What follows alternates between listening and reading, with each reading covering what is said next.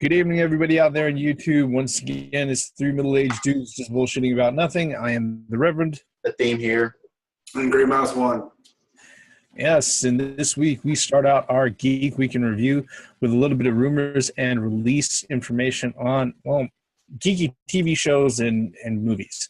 One of the things that came up last week that really interested me was the fact that Warner Brothers went out of their way to announce a live action adaptation of Fullmetal Alchemist to be released out in theaters. Now, the interesting thing about this particular one is that, to tell you the truth, I clicked on the story because I thought it was going to be another case of bloggers or article writers like complaining about whitewashing in Hollywood. But it turns out that the project is set to be directed by Fumihiko Sori. And the cast, in big, bold letters, like the first fucking sentence in the article was, the cast is entirely Japanese, but the setting is in Europe.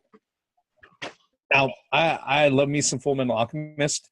I have to admit that I haven't fully finished reading all of the manga volumes. And I know you guys are familiar with the property also. What are your thoughts, guys? About the live action movie, as long as it's done correctly. But the thing about it is, they better, as long as they stick to the source material. But Europe? Yeah, because Fullmetal Alchemist is set in alternate setting of Europe during the Industrial Revolution. That's what makes it interesting. Yeah. You know, it's like, okay, they went that far in order to tap into what this movie is supposed to, literally trying to tap into what people know about the series. So, well, you know what's funny about it is that, like I said, when I first looked at it, I thought it was going to be something about like whitewashing in Hollywood again. But they went out of their way to emphasize that it's going to be a full Japanese cast. When if you've read the manga and you've read the characters' names and everything else, these are European people in Europe. All right, the characters are European. Well, the only way that will work is if it's going to be a Japanese movie made in Europe for the Japanese people to understand. These Europeans would have to speak Japanese. Yeah. And I don't think that was going to be possible at this point. So, yeah. I mean, well, the funny thing about it is that it is Warner Brothers who's handling it. So, yeah. Any thoughts on your end, Grey Mouse? Hey, a live action movie. I'm all for it. Let's see what comes of it. Yeah. I mean, I'd hazard to say that if you're anywhere a geek that's probably at least 20 years old, you're probably familiar with a lot of the stuff that's out there that's based off of the anime and manga and everything else. Even if you're not a big fan of anime and manga, I don't know too many people who've watched or read the Fullmetal Alchemist series. Whether it be in the manga format or watch the episodes, even the ones that are, if you translate and localized for American viewing. I don't know too many people who've actually watched them and had anything really, really bad to say about it. So it's a popular series, and I think it can work. As long as it's not like Dragon Ball Evolution? Yeah, you know, here's a horrible thing about the manga, live action adaptations and things like that, is that I think they're still going to have to sit there and struggle with trying to make sure that the story is done cohesively, and that they don't end up trying to shove in, oh, hey, let's take 400 fucking chapters of this manga series and turn it into 90 minutes on screen. No, fuck that. No. Yeah, because that, I don't care if it's an anime movie or OVA that I've seen that's been localized for America or just stayed, in Japan with somebody subbing it. That's been like the most difficult thing that I've seen in any sort of anime adaptation for manga in general, is that we've got all these fucking chapters, and then we're just going to go ahead, earliest example that I have of that is Golgo 13. That the anime movie was released out in like 1992, 1991, and it was fucking atrocious. All right, violent as shit, but atrocious. Reason being was that the storyline that it went with was literally like 300 chapters of manga, and they shoved it into 78 fucking minutes. It's funny how you mention that, because even when they go to manga to even anime, yeah, sometimes they condense it down. Yeah. But when you do it for a movie, you're trying to put it into like 90 minutes, 100 minutes, or whatever. You have to take so much of it. You can't just take this big chunk and then try to condense it down, because there will just be too many things left out, either comedy or like something that will even set up plots. Yeah. You'll just be missing too many things, and then it will just be ridiculous. Well, what comes to mind with me is that you got these large anime, and also like the comic books, the manga. I mean, you got stuff like Ghost in the Shell. You got stuff like One Piece that are. I mean, there's like literally hundreds and hundreds and hundreds of books, and for you to combine them down into one 90-minute live action, you can't do that. You just need to put like. You just need to take a era, maybe the most popular era of that series, and then concentrate on just that, and then, make it into a live action. Well, there is a way that they could do it. They could just totally ignore a lot of the source material, just like they did with Dragon Ball Evolution. Yeah.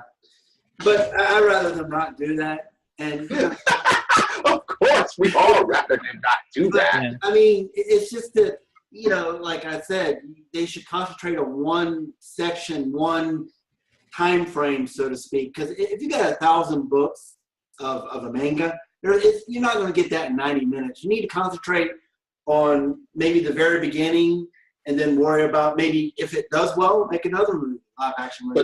But see, that's the danger about it, especially a manga that's that big and that expanded. If you make a movie out of that, and sooner or later, you have to incorporate those freaking chapters. You just have to. So to make a movie about this in the first place, that's the danger that they face.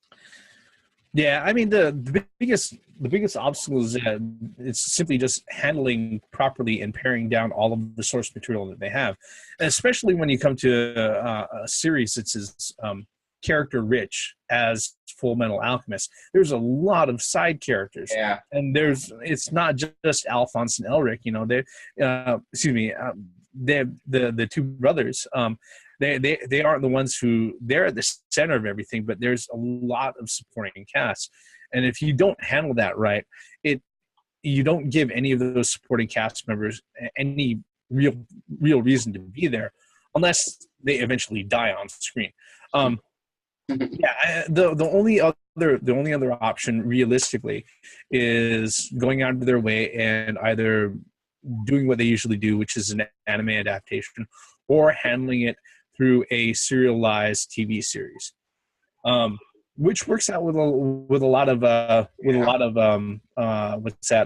properties and on. We've got stuff like Game of Thrones, which works out, great because it's on an ongoing series. Stuff like not so much manga related, but comic book related. The Daredevil series, Jessica Jones, awesome on Netflix, simply because they decided to go ahead and take these characters and put them in a serialized format instead of giving them just 2.5 hours at most to work with.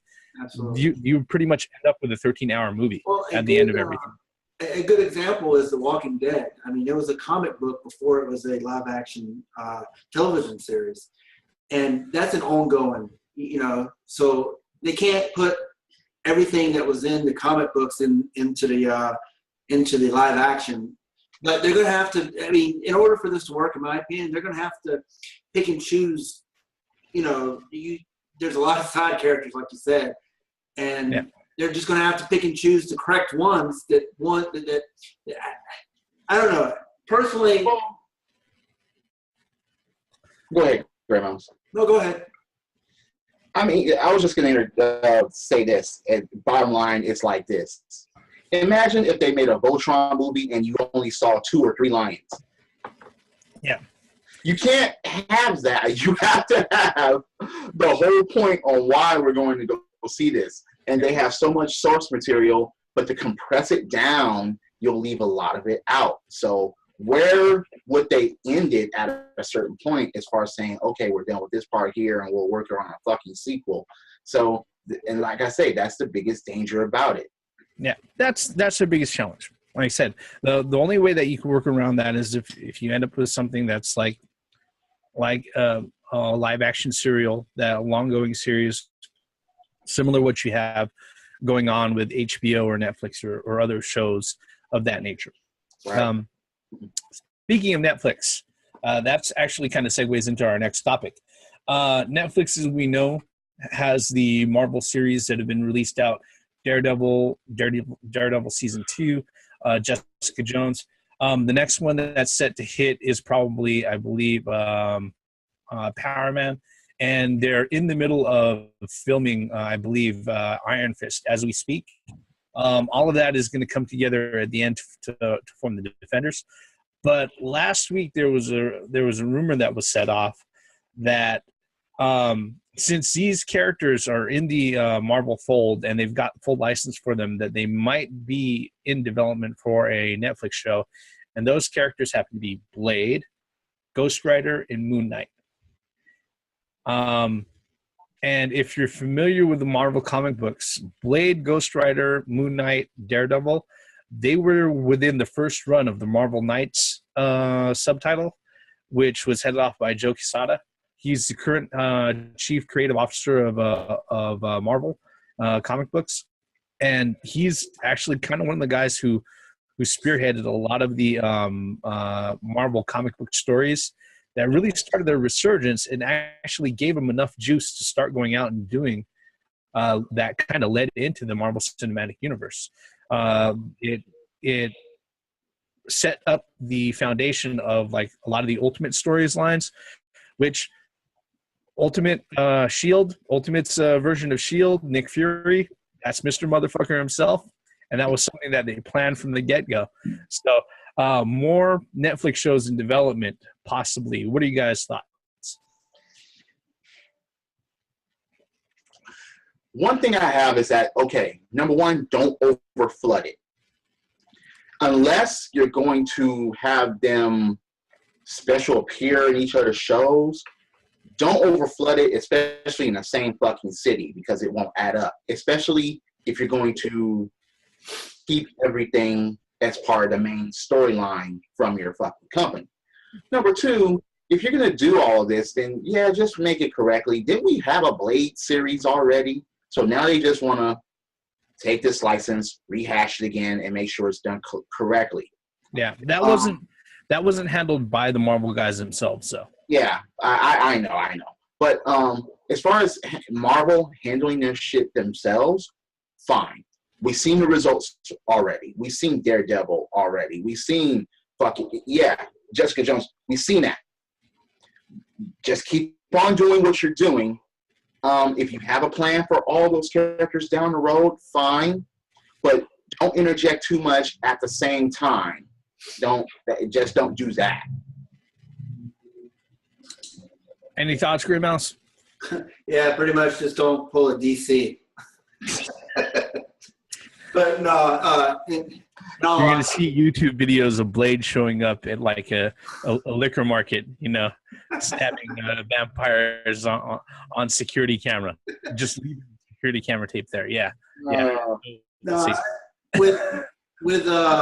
with Blade, obviously they're going to need someone else other than Wesley Snipes to play Blade. I'm sure there's plenty of actors there to do it. And I think that can be done a lot easier than Ghost Rider. Ghost Rider has a lot of technical difficulties in it, simply because every scene that Ghost Rider is in is going to be CGI. I mean, it's just the nature of the beast of Ghost Rider. Moon Knight, I'm not too familiar with that, to be honest with you. But like I said, if Marvel is at the helm, I have no worries. I'm very interested if Netflix wants to do this. Seems like Netflix nowadays is starting to get all these good programs. So let's see what comes out. You got Voltron. You got. Want to know why? One of the reasons why is because most TV networks are only going to deal with certain things. Most like reality shows or contest shows like Survivor or something like that. There's not many networks that are willing to deal with anything outside of certain comedies or reality shows. For the superhero shows that are on, most of them are WB, and guess where they are? On WB networks. Well, I mean, I don't have a problem with that. And again, you know, I would think that it would only work on Netflix, being that the language. And I was about to say that too. You're able to censor most of these. You just can't. You're able to say things that you normally can't say on. I say, but dude, if Blade doesn't have blood in it, fuck that. Forget it. There better be motherfuckers getting chopped up, maimed, thrown in the sun, and bursting. There better be that. Other than that, please, there's no point in me fucking watching it. Nope. Yeah. Go ahead. Netflix as it goes right now, one of the things that a lot of people were thinking about, especially when they first announced Daredevil, aside from, oh, didn't Marvel just do that? It's got the sneak of Ben Affleck all over and all that other bullshit thing before it hit the Netflix feed, was that a lot of people were like, so how is this going to be handled? You know, the thing about Netflix, the grand model that they have that that is great for these particular movies is, like the theme said, there's a lot of freedom afforded the producers and the guys who make the content.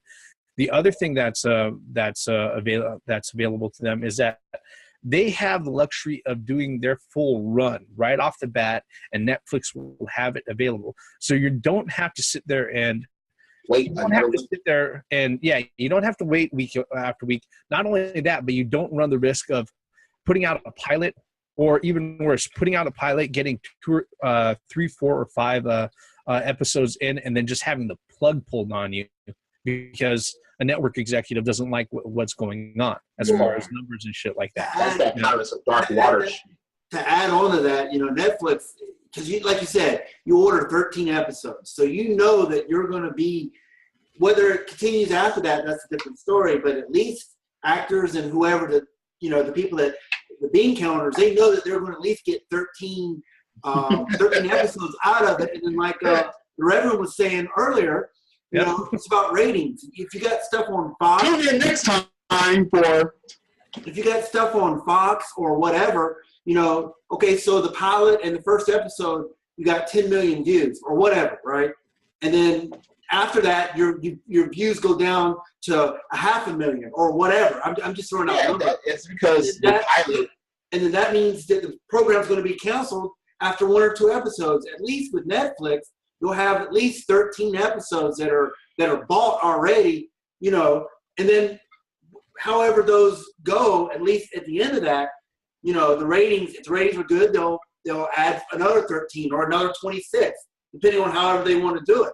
And I'm 100% for Netflix. I mean, this is great what Netflix is doing. You order 13 episodes, you can at least get one season, quote unquote, season of something, and you get it right away. As soon as it drops, you get all 13 freaking episodes, so you could binge watch it if you fucking want to.